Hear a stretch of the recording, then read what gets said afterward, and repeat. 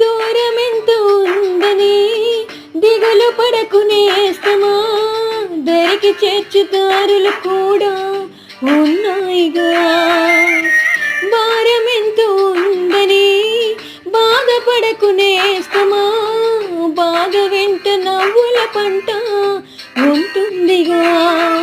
సాగర మదనం మొదలవగానే విషమే వచ్చింది, విసిగే చెందక కృషి చేస్తేనే అమృతమిచ్చింది.